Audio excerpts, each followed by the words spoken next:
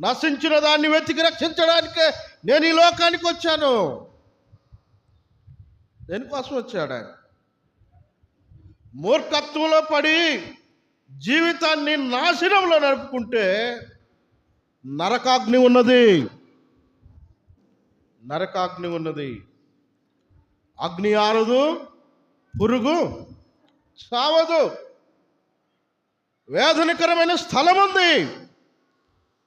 నీ స్నేహము దేవునితో ఉండాలి.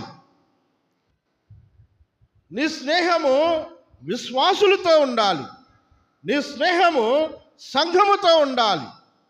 లోకముతో, పాపముతో, మూర్ఖులతో స్నేహం చేస్తే ప్రభు అంటా ఉన్నాడు, అయ్యా నాశనంలో ఉన్నావురా, నశించిన వాడివి నీవు, నిన్ను ఎత్తుక్కుంటూ వచ్చాను, నేను నీతో మాట్లాడుతూ ఉన్నాను.